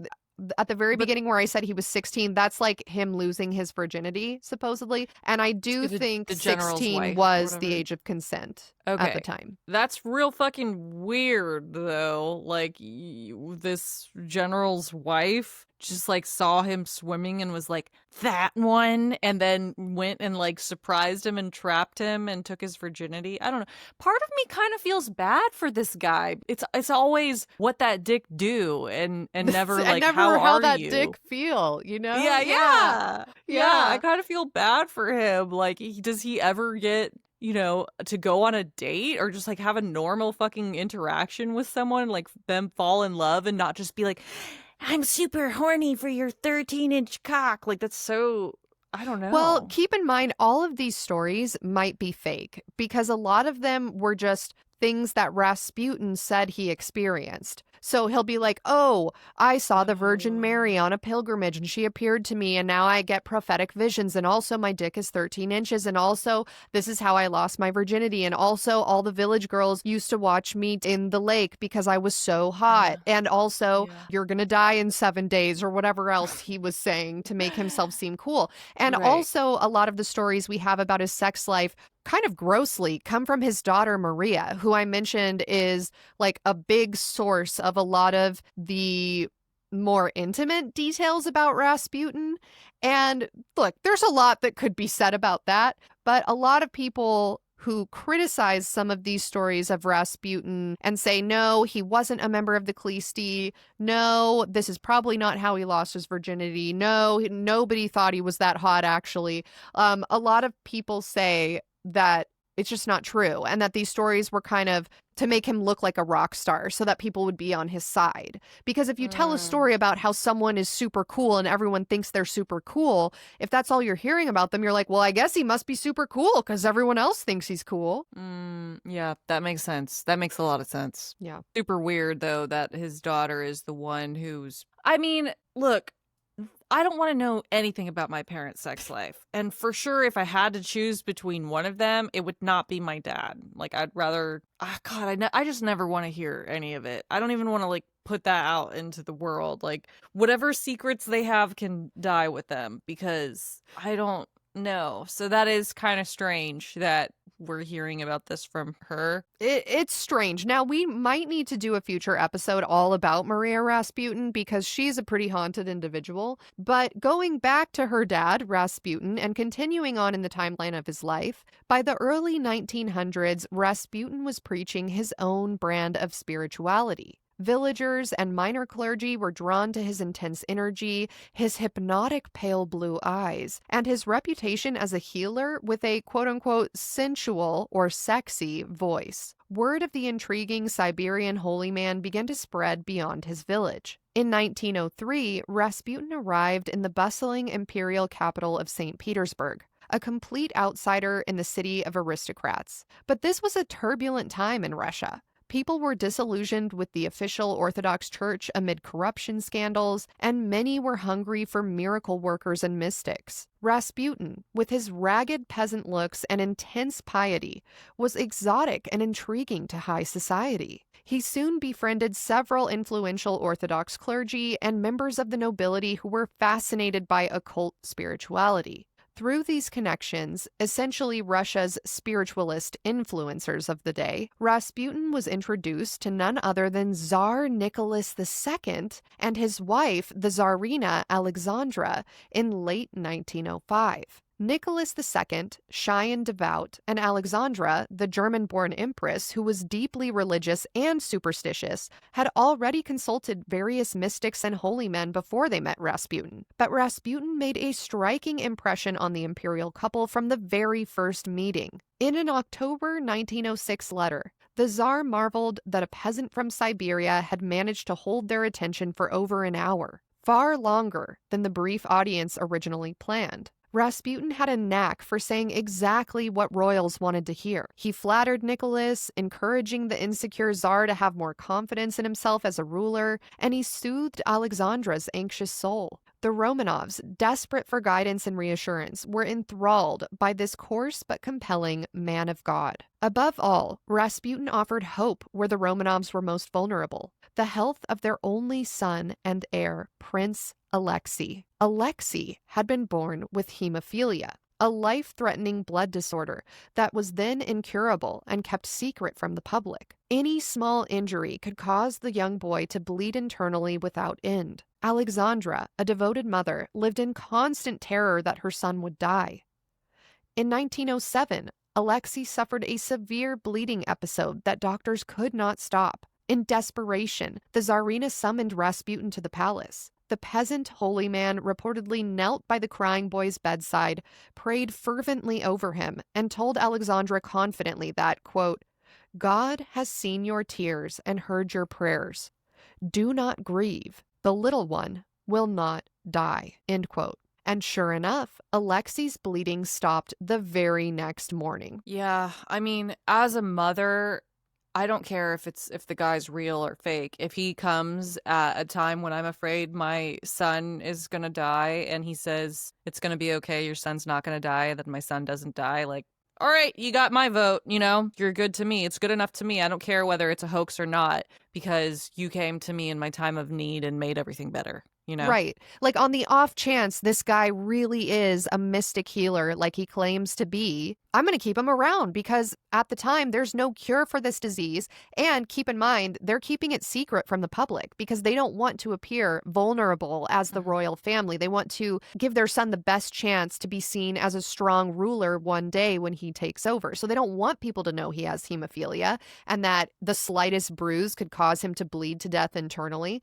And it does seem like maybe this kind of worked. Now, a larger conversation could be had about how rich people and famous people are frequently hoodwinked by people that look real dirty because they're like, oh my God, I can't imagine not taking a bath for 14 years, or I cannot imagine growing up in Siberia or not having shoes or not brushing my hair. So this person must be holy because I cannot fathom doing something like that. Yeah. Yeah, that actually makes sense because they're thinking like, oh, this is just person is like super down to earth. Yes. They're just doing the holy work because it's their passion and they're good at it, not because they can't figure out a way to not be broke. Right. Like, man, this guy doesn't even care that his hair is matted to his forehead. They're not even thinking of the possibility that he's actually super self-conscious about a giant bump on his forehead, and that's why he like gels with his own sweat his hair because to he his was forehead. Like beat as a poor child by someone trying to like steal wood to like he's been through serious hardships and they're not thinking of, oh well, he's just in this position because he's been through all these hardships and, you know, systemic whatever, the cards are stacked against him. They're like, think that he knows something. He's not driven by wealth. Otherwise, he would have acquired wealth. Right. Yeah, he's not driven by the things that the normal day-to-day people are driven by. Look, he doesn't go to church because he communes with God in his mind, or he has a direct line of communication with the Lord. He also has all these women over at his house, not because he wants to fuck them, but because they're his followers, you know? Right. Like, he is living an alternative lifestyle that they're interpreting as making him more legitimate as a healer and mystic. Whether by coincidence, pure luck, or something more, Rasputin's calming presence seemed to have a miraculous effect on the child. Historians now theorize that Rasputin may have simply forbade the panicked royal doctors from giving Alexei any aspirin, unknowingly preventing a blood-thinning medication from making the hemorrhage worse. But this is hotly debated and has never been proven. So at the time, obviously, early 1900s, not a lot of great medicine going on. Not a lot was known about hemophilia. Something that doctors used to do during the time, I guess, was just give aspirin to anybody who was sick because it was sort of the one drug they had. And they didn't understand at the time that what was making Alexei so sick was that his blood couldn't clot. That's what hemophilia is. And so by giving him a blood thinner, it would just make him more sick and make the bleeding worse. And so some people say, oh, well, actually, Rasputin was not a psychic healer. God did not intervene in Alexei's health in this one instance. What actually happened is he was like, do not give the child any more aspirin. You know, like, I mean, but did God tell him that? You know, that's the thing. Was it just a lucky coincidence, or was he just trying to really prove like, no, I got this, guys. Keep the doctor away. Keep the medicines away. I got this. And then it just through dumb luck actually worked out in his favor? Who knows? Who's to say? But to Right. Alexandra, it was nothing short of a heaven-sent miracle. Rasputin had saved her son's life, and with it, the future of the dynasty. From that point on, the Tsarina was utterly convinced that Father Grigori, as she called him, was blessed with divine healing powers and was indispensable to the royal family. Tsar Nicholas II was more cautious about Rasputin, but deferred to his wife's judgment. The imperial couple began consulting Rasputin regularly, not only on Alexei's health, but on all matter of personal and even political subjects. By the outbreak of World War I in 1914, Rasputin, an uneducated Siberian peasant in a smelly kaftan who was described as, quote, smelling like a goat, had somehow become a trusted advisor in the Russian court. He had the ear of the Tsar and Tsarina, much to the alarm of Russian elites who could not believe what they were seeing. So remember, publicly, everyone else who is wealthy or has power is like, why the fuck is this dirty, smelly peasant hanging out with the Tsar and Tsarina? Like, what the fuck is going on? Why are they taking him seriously? Because they don't know that Alexei has hemophilia. Yeah. And so when they ask Nicholas or Alexandra, like, why are you with this guy? They'll just be like, oh, we think he's great. He has a lot of qualities and we really respect him. And they're all just like, what the fuck? Like, and especially as rumors start to become more public about his sex life and what he's doing in his spare time, they're like, are these guys fucking him? Yeah. Like, are they getting cucked? yeah. Like, are they getting is this cucked? a cuckolding situation?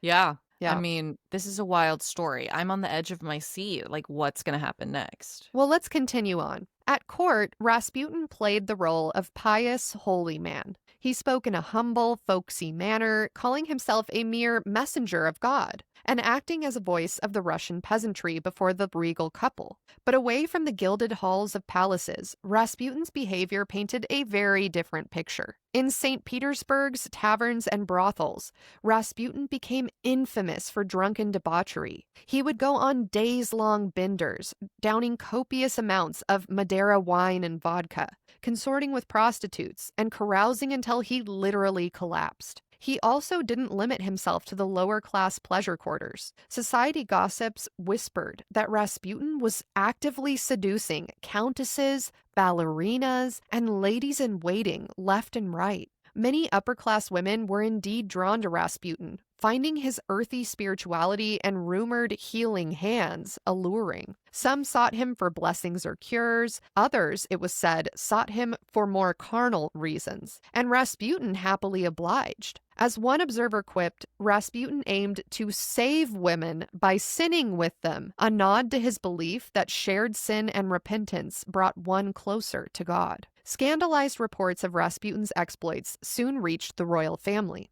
The Tsar's own sister, Grand Duchess Olga, noted bitterly that Rasputin would show off embroidered shirts gifted by Alexandra as if basking in his closeness to the empress. The secret police, tasked with keeping an eye on Rasputin, documented his nightly escapades to the capital's seedier spots. But Nicholas and Alexandra refused to believe most of it.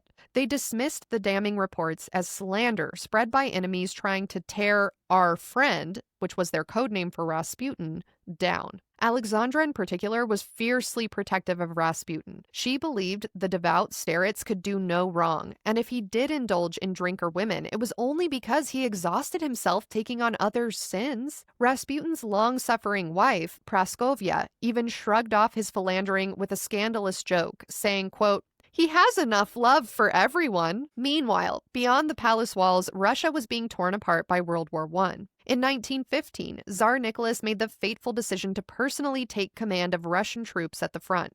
The Tsar was no military genius, and this move only tied him to Russia's crushing defeats. But who had advised Nicholas to go play general? Reportedly, Rasputin and Alexandra urged Nicholas to assume the command, believing it was his sacred duty. With Nicholas away at war on the front lines, Alexandra effectively ruled in his stead, and Rasputin became her closest counsel in the capital. The optics to the public were terrible. Not only was Alexandra a foreign-born German princess, but now she seemed to be under the spell of a mad monk. Rasputin's influence on government personnel decisions grew enormously during this period. Ministers and generals who rubbed Rasputin the wrong way found themselves rapidly sacked. Those he favored were promoted beyond their competence, and in an absurd carousel of officials in 1916 alone, Russia went through 4 prime ministers, 4 interior ministers, 3 foreign ministers, and 2 war ministers,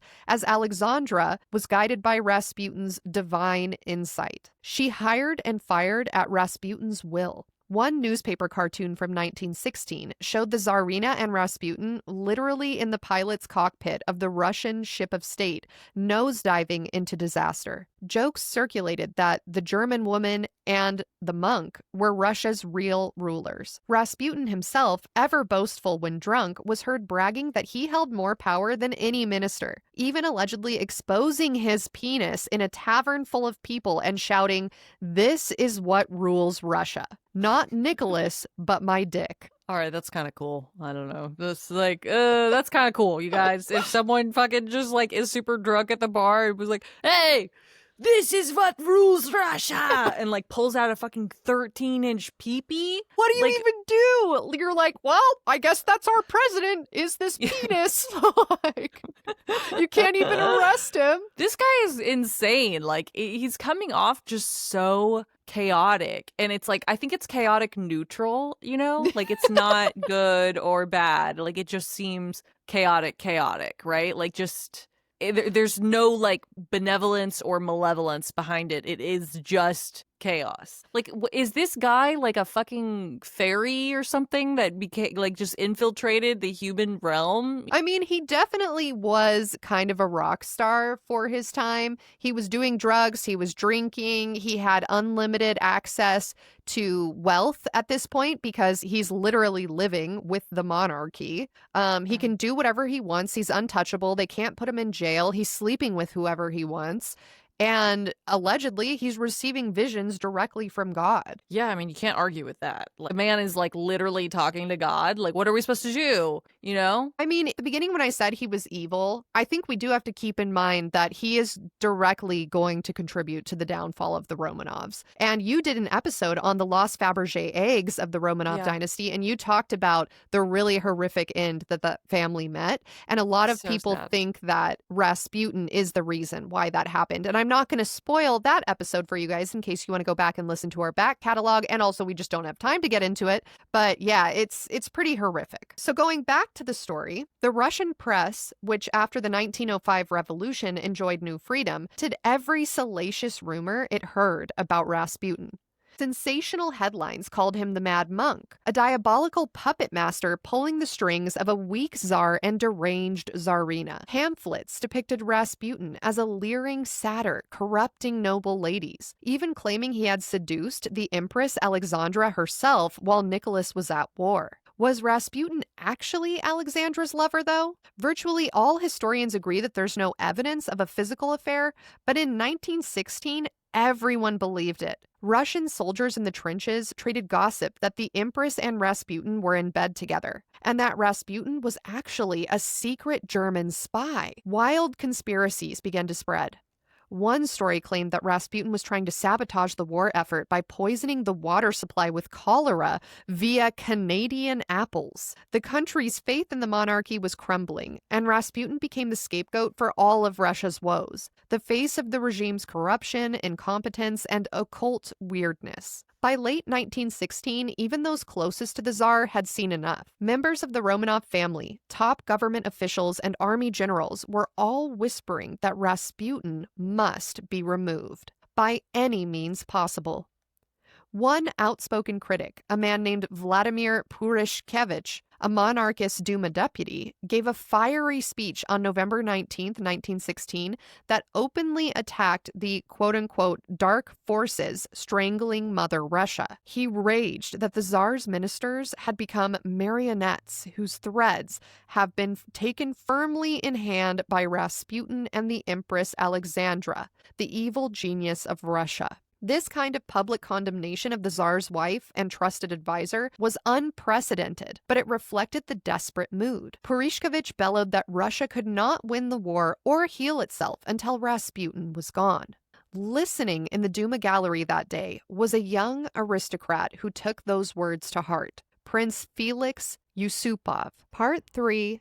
The Immortal Man. Prince Felix Yusupov was one of the richest men in Russia. His family's wealth rivaled the Romanovs, a 29-year-old noble known for his decadent parties, cross-dressing disguises, and playboy antics. He also happened to be married to the Tsar's niece, Princess Irina. For much of the war, Yusupov had been idling about, not in military service. But the impassioned call to action that he listened to that day lit a fire within him. If the Tsar's top circles wouldn't act and remove Rasputin, then he would do it himself in order to save the monarchy. As he later wrote in a letter, quote, "I have decided to eliminate Rasputin. It is necessary, or else everything will collapse." Yusupov began recruiting co-conspirators for a dangerous plot, the plot to murder Rasputin. By early December 1916, the cabal included Prince Felix Yusupov, the ringleader, leveraging his close ties to the royal family,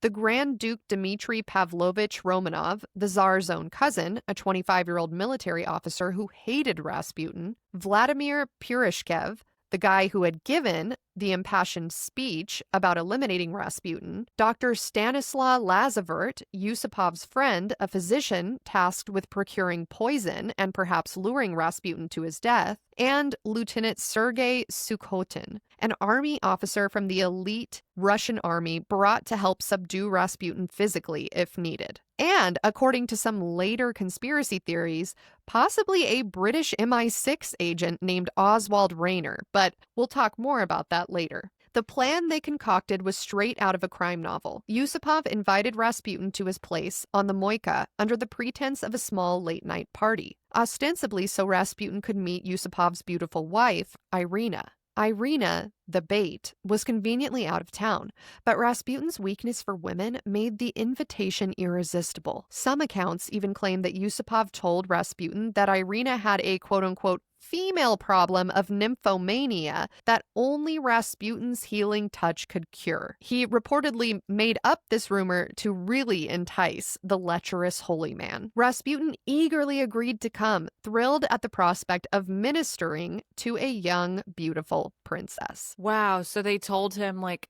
oh, my wife, she has a problem. She can't get enough sex. And if you could just go and satisfy her, it would mean so much to us. Please, Rasputin, fuck my wife. Yeah. Wow. Yeah, who wouldn't go? Because it's like the perfect bait. It's like, ooh, I get to do something that I really want to do, but it's also a favor to someone else, you know?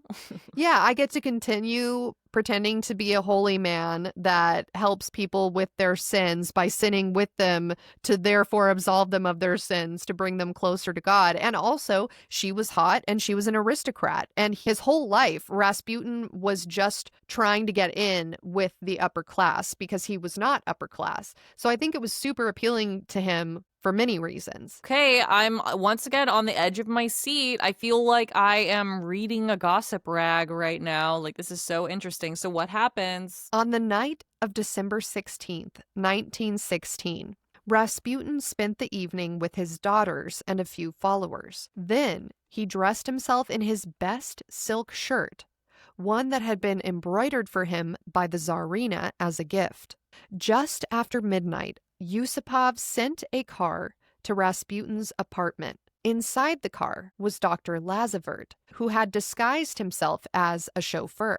Rasputin was in a jittery and nervous mood. Perhaps he did have a sixth sense of danger, but he downed a quick glass of wine for courage and set off into the snowy night. Yusupov had gone to great lengths to stage the scene at his Moika Palace. In the basement, he arranged a cozy sitting room with rich carpets, fine furniture, and even an American photograph, playing upbeat music upstairs to suggest a small party was underway. In reality, only two female acquaintances of Yusupov were upstairs to create background noise. The rest of the co-conspirators lurked in an adjoining room or upper floor, armed and ready to take out Rasputin. The table in the basement was laid out with an attractive assortment of sweet pastries and Rasputin's favorite wine. What Rasputin didn't know was that Yusupov and Dr. Lazavert had laced the cakes and the wine with a lethal dose of cyanide.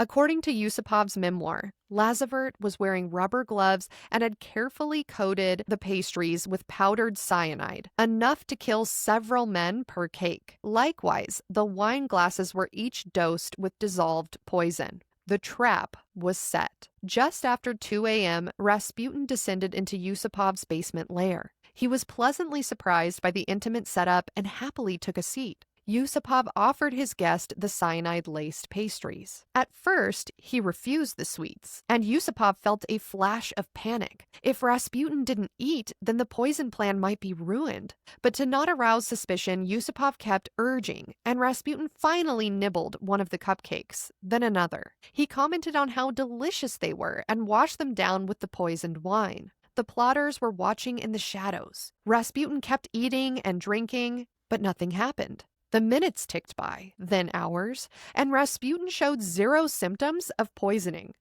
No foaming at the mouth, no convulsions, not even drowsiness. He cheerfully even requested more wine, complimenting the vintage. Prince Yusupov's heart was pounding. How was this possible? By some diabolical endurance or perhaps a fluke of chemistry, Rasputin appeared utterly unaffected. After 2 hours, an increasingly frantic Yusupov excused himself and rushed upstairs to confer with the others. Plan B was then set in motion. If Rasputin couldn't be killed by poison, then they would just use guns. Which, to me is super funny.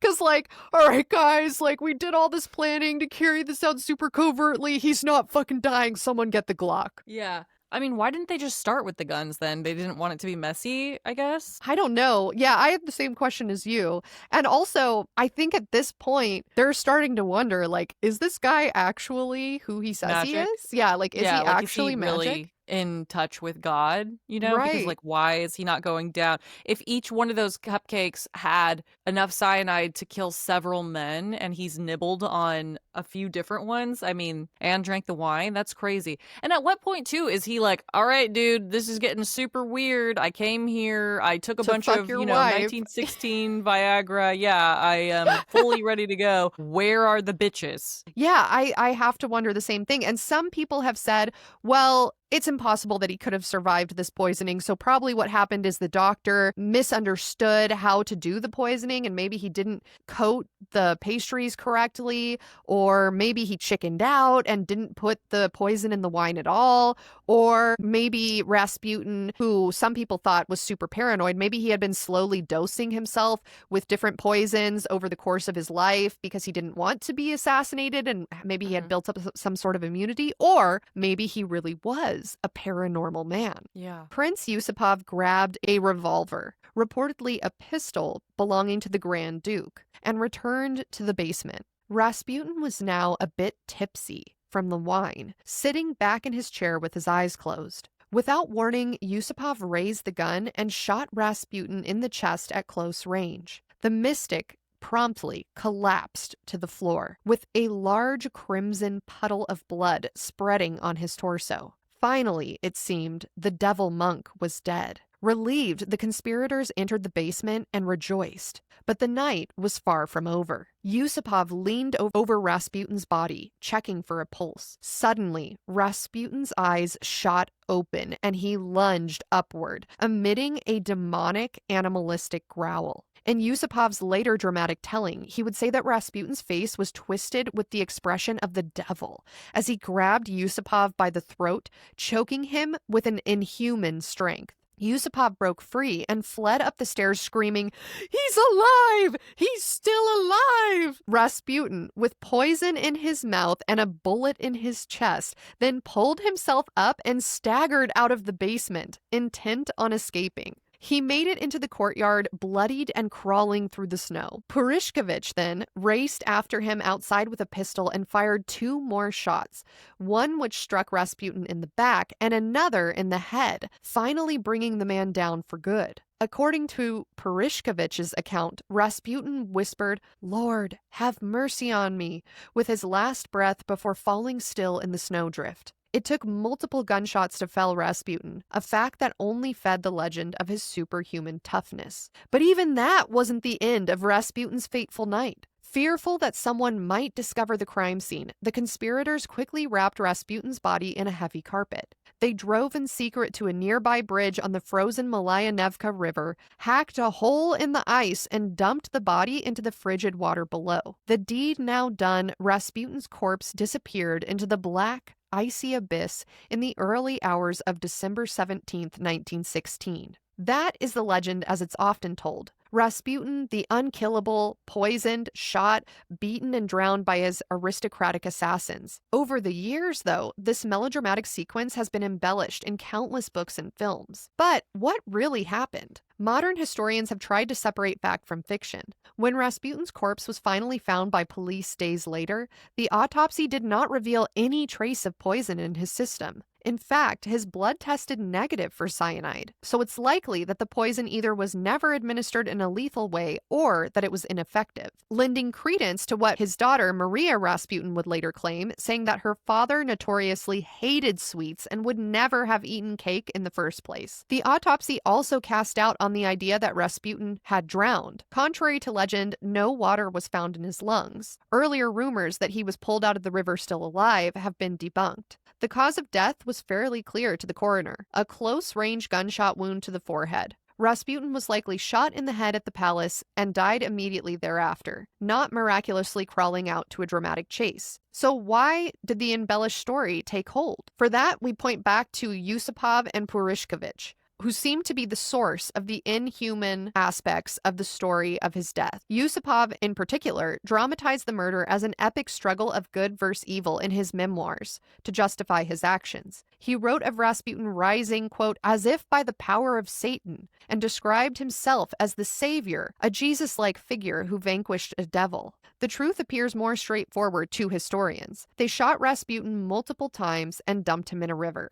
Damn, that's really difficult to wrap my head around. Still, I don't understand why Rasputin was just like there for that long, wondering what he was doing, without the wife. Like, how did he not get suspicious? Or maybe he just didn't want to raise flags because it was like you said, he's supposed to be this holy man, but really maybe he's just motivated by vices and sex, but he has to act like he's there, to help people find their salvation through sin.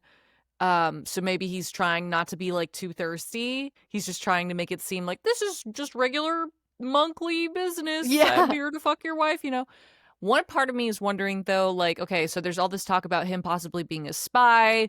This is, during the onset of World War I. Maybe whoever the Tsar bought the poison from, like, foiled the plan by giving him fake poison. Or maybe he used his godly powers to turn the poisoned wine into regular wine. I mean, it just depends on what you believe.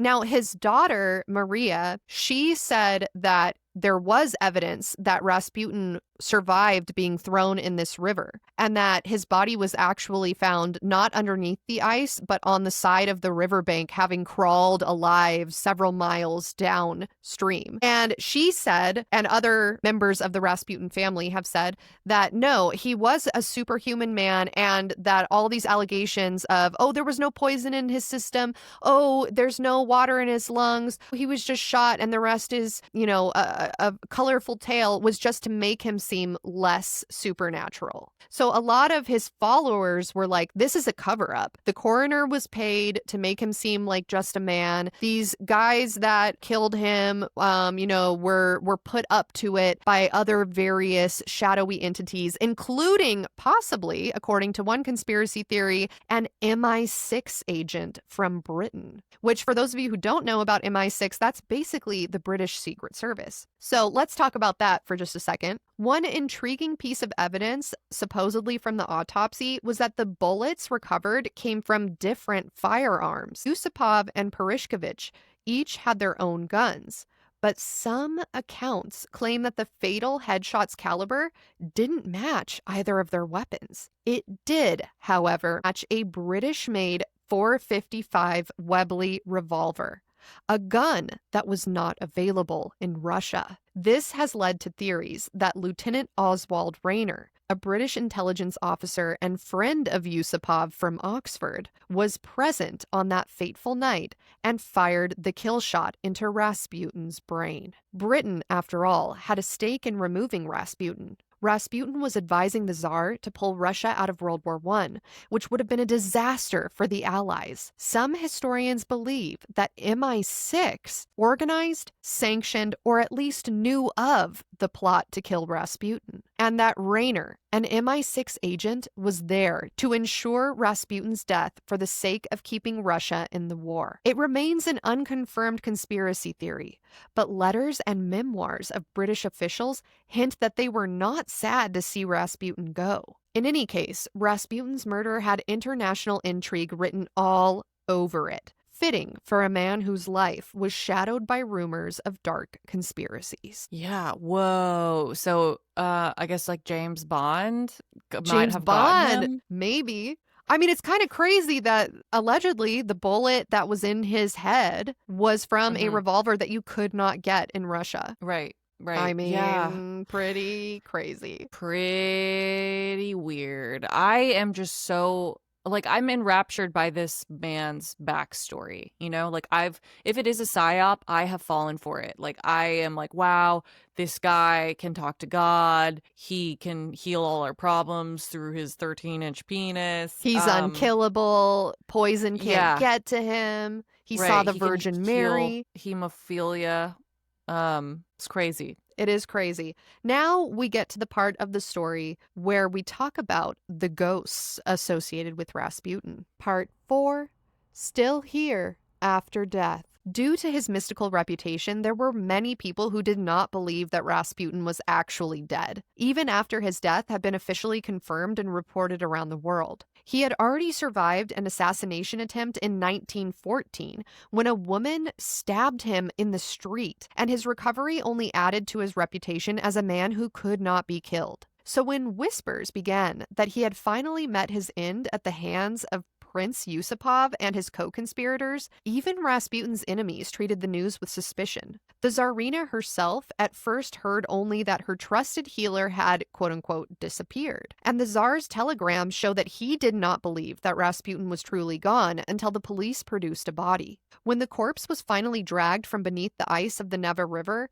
disbelief did not end there. Confusion over how Rasputin died gave rise to endless speculation. Rasputin's murderers all gave conflicting stories of how the mystic had met his end. Some swore that Rasputin was poisoned with cyanide but survived, then shot multiple times, beaten, and still staggering on until he drowned. Yet the medical report stated that there was no water in his lungs. Maybe he hadn't drowned at all. But Rasputin's daughter Maria argued that he would have never eaten any of the poison cakes, and she said that she had seen his body firsthand and could tell that he had freed himself from the bonds that had tied him in the river, and that she had seen the water in his lungs. These contradictions blurred fact and fiction until the whole event began to feel like a myth.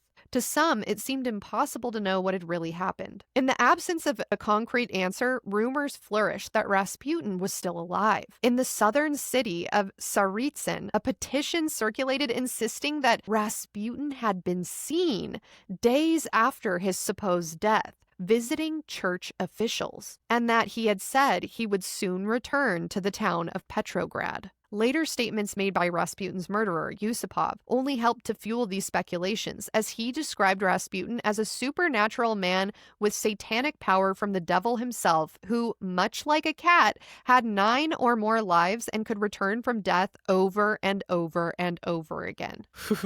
In her memoirs, Maria Rasputin painted her father as a martyr, his hands supposedly rising in the sign of a cross even in death. In folk imagination, this merged into a vision of Rasputin as a Christ-like figure who may have died, but would certainly return again. Stories of his ghost began to take on a life of their own, and many of them still circulate today as part of Russia's haunted folklore. In St. Petersburg, one of the most enduring legends is tied to his former residence at 64 Gorokovaya Street. Locals who live at that location have whispered that the spirit of Rasputin, never finding peace, still lingered in that place. Neighbors describe the ghost of Rasputin as a nightly presence in the building, still roaming the halls even today. Guests who have rented apartments there have claimed to see a white, bearded figure gliding through the corridors, feeling phantom hands resting gently on their shoulders. Some insist that the ghost of Rasputin appears most often to those weighed down by sadness, whispering soft words of comfort in the darkness. In the spring of 2005, the Russian tabloid Komsomolskaya Pravda sent a journalist and a small crew into Rasputin's old apartment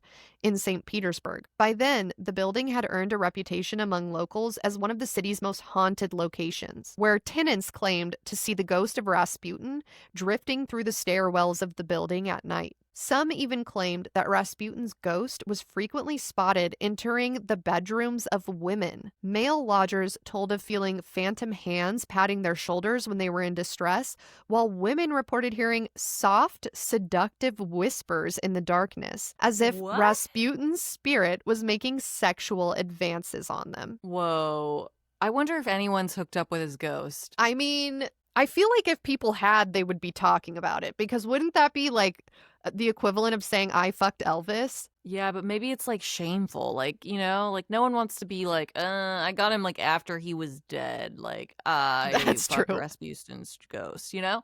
Like, I feel like, ooh, you know what's really creepy? What if it's like other ghosts pretending to be Rasputin? Ew, just to get laid? Yeah. Yeah. After Rasputin's body was allegedly recovered from underneath the ice in this river, which, depending on who you believe, may not have actually been the case. He may have still been alive, or he may have been found crawling along the riverbank with water in his lungs, which would indicate that not even the bullet in his brain killed him. Whatever you believe, allegedly what happened is after he was taken to get his autopsy done, he was buried in a grave. But grave robbers allegedly kept trying to dig him up, and people who didn't believe he was dead would kind of do pilgrimages to his grave site, and it was causing like a lot of problems. And the authorities basically just wanted to erase all memory of Rasputin and kind of stamp out his legacy. And so what they did was they burned his body. And so some people say that's why his ghost is roaming these various locations, because he has no grave and therefore cannot rest. At his apartment building, one resident described waking up in the night to the sensation of someone leaning over her and breathing in her ear. She could not explain how she knew, but she knew that it was Rasputin. Another resident confided to a reporter that she had felt ghostly, disembodied caresses by Rasputin that she could not explain. To test these legends, the newspaper decided to conduct a seance in Rasputin's former apartment. The group present included a historian who specialized in the history of Rasputin, the apartment owner's family, and even a neighborhood child who was curious to watch. To heighten their chances of summoning the ghost of Rasputin, they brought along what they called a, quote, special magnet for his spirit, end quote. That item was Rasputin's severed and preserved penis. The ritual began in the dimly lit parlor where Rasputin once lived. A portrait of him hung on the wall, and his penis was placed nearby as the group sat in a circle. The seance began, and the group called out, "Spirit, appear to us." According to the tabloid, the eyes of the painting of Rasputin flickered with a faint blue or green light, as though the figure were alive for a second. Several participants swore that the portrait of Rasputin even winked at them with its left eye. The neighbor's daughter shouted that she had seen Rasputin's face staring at her intently from a nearby mirror. What kind of newspaper is that? That, like, I don't know whether to think that is completely inappropriate to have, like, a child in a room trying to summon a dead man's ghost with his severed penis, you know. I'm torn between, like, is this actually the best newspaper ever to exist? Or is this completely wildly inappropriate? I don't know. Yeah, I don't speak Russian, so the only things that I've read about it are from English translations of this article. So I still don't really know what to think about it. Some of the articles I read in English described this newspaper as a rag mag, so maybe sort of like the National Enquirer in the US. But then other articles I read were like, no, this was was like a legit newspaper, and it's not put into question that they really did go to do this experiment. Like, they really did do that, and the witnesses there really did claim that the painting of Rasputin hanging on the wall winked at them, and it had this weird glowing fire in its eyes for a second or two. And then the neighborhood child was like, I saw a bearded man staring at me through the mirror. They all could have been lying. It could have been exaggeration, but the witnesses really say that that's what they saw. And now we have more sightings of Rasputin's ghost in other areas, but I wanted to take a brief detour to talk about Rasputin's penis because I personally could not move on after learning in high school that his penis was in a jar somewhere. So according to legend, the day after his murder, one of the doctors performing the autopsy removed Rasputin's penis and kept it as a souvenir. Others say that this is not true and that actually what happened is that one of the murderers cut off Rasputin's penis before shooting him in the head as punishment for, quote unquote, showing up to fuck the guy's wife. Others have said no, that that's not what happened either, and that actually the penis was taken off of Rasputin's corpse by grave robbers before his body was burned by the government. So we may never know the truth of how his penis came to become preserved in a jar, but whatever the case, the penis in the jar has persisted as being the truth of what happened to his penis, and you can see it. In the 1970s, a collector in Paris put it on display, and this collector said that the penis had come to him by way of a group of women who had the penis in the jar in the 1920s, keeping it as a magical talisman,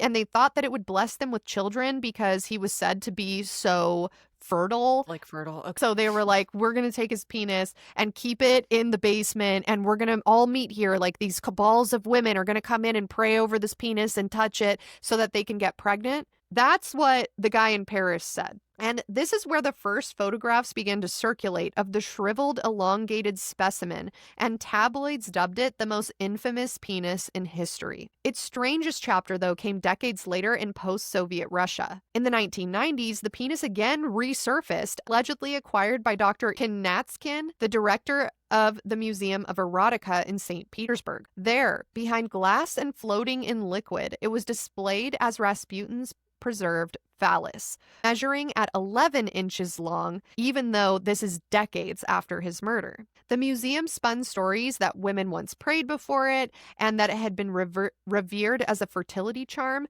and that couples seeking children would travel from all over the world just for a chance to gaze upon the penis. Scientists and skeptics allege that the object within the jar is far more likely to actually be a dried sea cucumber and not a human penis, but the museum refuses to allow anyone to do DNA testing on it, so the truth may never officially be known. How can we not tell the difference between a dried cucumber and a pee-pee? Can you Google real quick, Museum of Erotica, St. Petersburg, Rasputin penis jar, something, some combination of those words, and describe it to the listeners? Oh my god. What the fuck? I don't know. Have you seen this? Yeah. This for sure is not a sea cucumber. That there's no way that's a sea cucumber. It has like hair and stuff on it. Bro, I don't like this penis. I you know, Is it God, sinister? it's really sinister. I have to say this, if the devil was real and had a penis, I feel like this is exactly what it would look like.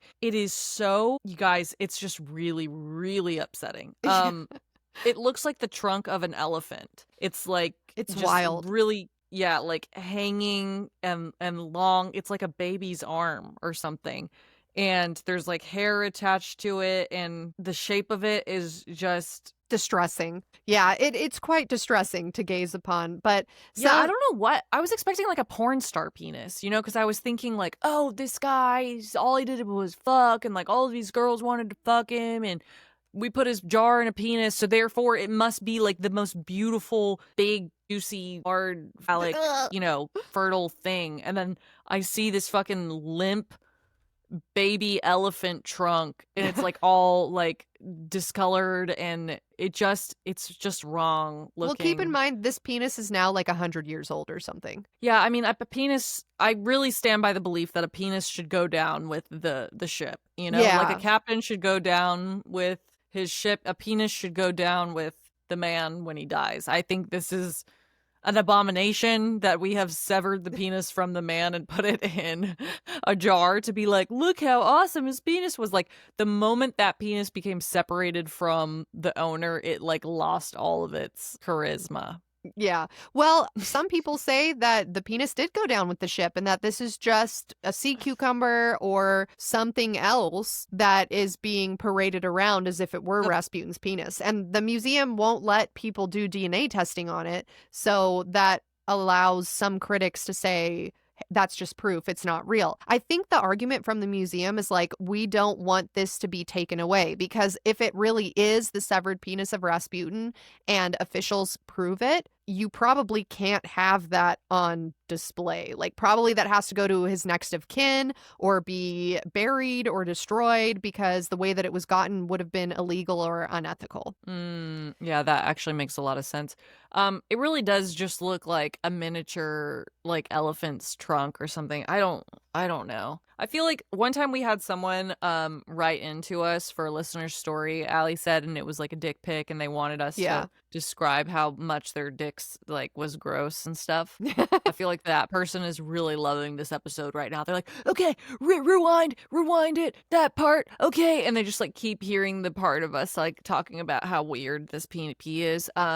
So I don't want to spend too much time on it, but you guys need to see what I just saw, because it doesn't even look human. It looks like a demon's pee. Yeah, it's sinister. It's got sinister overtones. It knows things. There's something not quite right about it.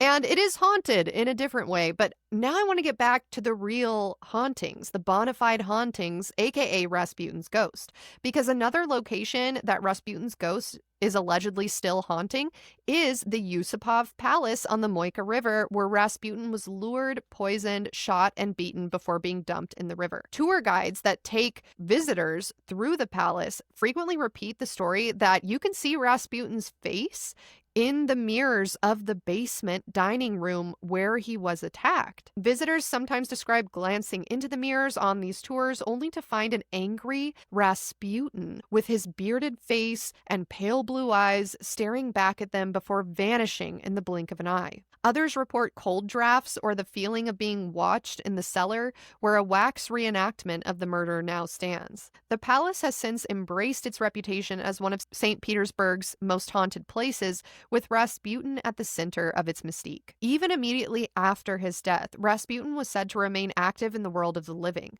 In early 1917, French ambassador Maurice Palalog noted rumors that a nobleman in Petrograd was conducting seances that summoned Rasputin's ghost. Some claimed that ministers of the Tsar's government even sought advice from Rasputin's spirit in secret meetings. Stories also spread that Rasputin visited his killer, haunting Prince Yusupov in his dreams, demanding again and again to know why he had been betrayed. In later decades, occultists claimed his ghost appeared at seances abroad, warning of the coming World War and hinting at how it would end. Whether as a ghostly figure drifting through apartments, a vengeful face glaring from mirrors, or a prophet speaking through spiritualists, the ghost of Rasputin has become an inseparable part of his legend. His story refuses to die, echoing the old rumors that even bullets, poison, knives, and ice could not truly put an end to Grigori Rasputin. And that is the story of Rasputin. Wow, what a great legend, Aly. Thank you so much for divulging that. I mean, that is fascinating. I am for sure going to be going down some rabbit holes, like wondering more about this story, because yeah, there are a lot of holes in it, right? Like, the assassination seems like some people are not telling the truth. But I wanted to quickly go into the theories, because we like to end all of our episodes by going over theories about the subject of our story. So here we go. Part 5, the theories.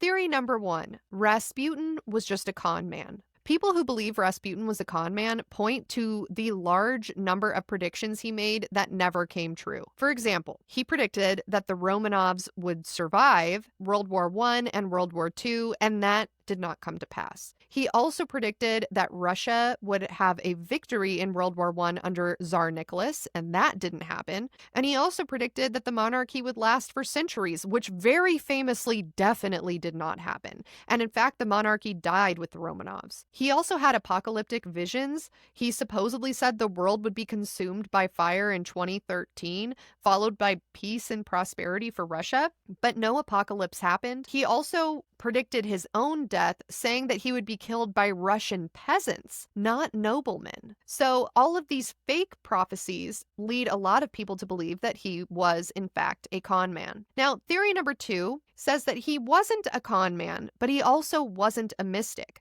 He was just some mentally ill guy that really believed his delusions. And as examples of this, people have pointed out, could somebody really, until their last dying breath, claim to be in communication with God, claim to be a holy man, if they didn't truly believe it themselves? Theory number 3 is that Rasputin was a true psychic healer and mystic. Proponents of this theory say that Rasputin really did survive a lot of fuck shit that should have killed him. Like I said earlier, he survived a previous assassination attempt when a lady with no nose, by the way, just like as a side note, she had no nose, stabbed him in the street and he lived. What do you mean she didn't have a nose? Bro, I will throw up a picture on the screen right now. Like her nose was really small, or like she was born without a nose? No, like she had lost her nose to like syphilis or something. So her name was Kionia Guseva. She attacked him in 1914, stabbed him in the stomach with a large dagger as he was leaving a church, and his entrails were reportedly nearly spilling out because the wound was so large and gaping. He even thought he was going to die, and witnesses said that he was screaming out, "You have killed me! This is the end, before collapsing, but ultimately he didn't die. And how So she he was lost... wrong about that prediction too. Yeah. Yes, exactly. And some people say that she lost her nose because of syphilis, but other people say that she had actually mutilated herself, cutting her own nose off in a display of extreme religious devotion. And some people say maybe she was a member of that sect, that religious sect that practices self-flagellation that Rasputin was rumored to be a part of, and that maybe he had like offended her. Maybe he didn't want to have sex with her because she had no nose. Maybe she was like, this guy's a poser and he doesn't really believe in the teachings of the Klisti, and that she had tried to kill him for some personal vendetta that she had with him. Yikes. So the fact that he survived this incident in the early 1900s where his stomach was like spilling out onto the street have led some people to say, no, look, yeah, he had some predictions that didn't come true, but he also had some that did come true. And also he seems to have healed Alexei, at least for a time, and Alexei did seem to get better from his hemophilia during the time that Rasputin was with him. And so maybe that points to him being a true psychic healer and mystic. And others say that Rasputin was an evil deity, perhaps a demon, and that perhaps he still lives and never died and was never killed because he is the devil, and that whole story was just a conspiracy of how he died, was just a conspiracy so that people would stop following him because maybe he would bring about the apocalypse. Ooh, wow. So he was like, he was like the original Antichrist or something. Yeah, basically. Yeah, so anyway, that's the story of Rasputin. He's like a fucking crazy guy. I hate that we have to talk so much about his penis because some incel's gonna be like, this podcast, they just talk about his penis the whole time and yeah. You guys, his penis is fucking whack. I don't like, it's fucking weird, all right? And I need you guys to see that because then you're gonna understand that maybe this guy was a demon antichrist or something. It is super unsettling. Yeah, I don't really know what to tell you other than this guy was crazy. He was also like 6'4", which was insane for the time. He had these super bright blue piercing eyes. He was unkempt. Like, he just kind of looked like a devil guy, especially because his parents were not that tall. And he was the sole survivor out of everyone in his family, all his siblings that died. You know what I mean? Like, so some people are like, this guy was superhuman, inhuman. Yeah. He was not real. He was not a real human. Yeah. I mean, everything in my gut is telling me that this guy was a superhuman ghost devil fuck man. I don't know. And he like couldn't be poisoned. And maybe some of his predictions were wrong. Maybe that was him trolling us. Maybe he was trying to throw some people off. What if he really was working for the devil? What better way to work for the devil than to give people the wrong predictions? Yeah, or maybe the predictions would have come true, but somebody else that was the anti-devil came into existence and prevented it. You know, we can never know the truth when it comes to the occult. But thank you for coming on this wild journey with me of Rasputin, the man, the myth, the legend, the monster, some say, the devil, or was he just a kind of goofy, bedwetting, sickly nerd that found a bunch of people that he could dupe so that he could have sex with everyone? We may never know. Great episode, Allie. Thank you very much. My favorite theory is that obviously he was a paranormal man. And he was, obviously. For sure. Yeah. Yeah. He has turned into kind of an infamous larger-than-life person in death. So I'm sure that's what he would have wanted. That makes Rasputin larger than life. Dun, dun, dun, dun, dun, dun, dun. Oh my God, he's back again. His penis Rasputin here. has risen from the dead. Yeah. He's a ghost and his cock is large. Well, Nat, would you like to do our sign-off for this week's episode? Yes. BRB, gotta go take small portions of cyanide so that I can definitely survive a assassination attempt in the future. Bye. Bye.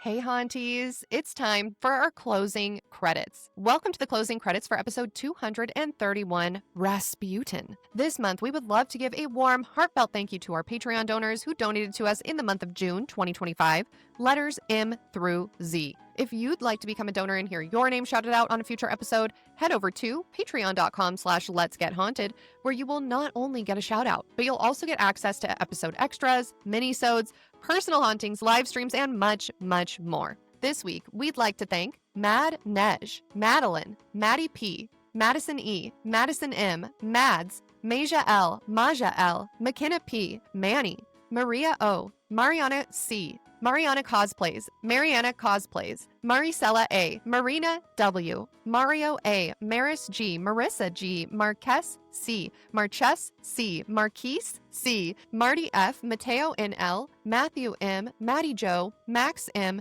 Mason G, Meg R, Mega Lantern, Megan M, Megan N, Mega Red, Megan D, Melissa B, Melissa G, Melissa H, Mellow Mellow 82, Mercy DM, Metal Pineapple, Miami Cat Mom, Michael, Michael B, Michael M, Michael T, Mikey BDX7, Minnie W, Mo, Molly, Molly P, Monica H, Monica R, Morgan D, Mother of Frogs, Mumble, Naji, Naji, Najai, Naomi, Naomi RH, Nat's Nut Button, a callback, Natalie C, Natasha, Natasha M, Nicholas M, Nikki S, Nicole A, Nicole L, Nicole S, Nikki B, Nilza, Noah and Riley, Noah B, Olivia K, Olivia S, Oscar M, Owl Bear of Oracle, Padaka and Sani, Parker L, Pascal, Patricia Militia, Paula M, Peter Barker aka Camry G, Philip K, Phoebe, Phoebe O, Phoenix C, Kwang LM, Rachel, Rachel M, Rachel T, Rain, Raven, Raven,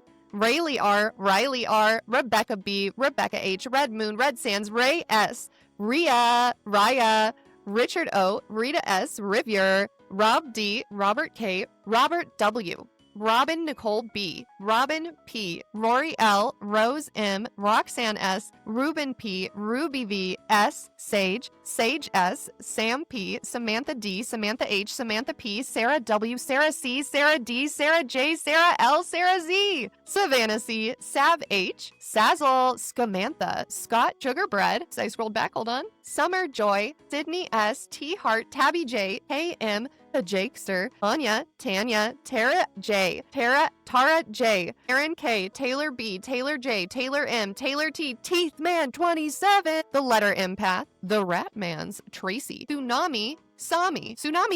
Is that like a pastrami sandwich that's in a tsunami?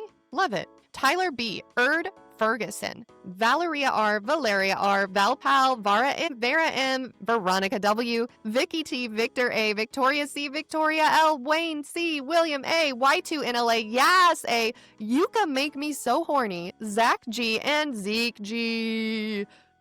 Whew, I'm out of breath, guys. Thank you so much for choosing to donate to us and be patrons in the month of June 2025.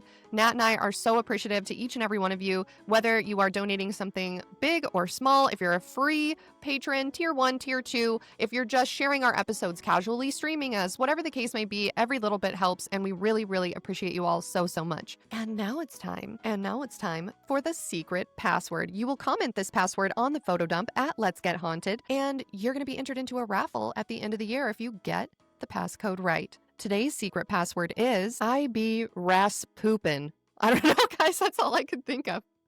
All right. See you guys next week. Bye.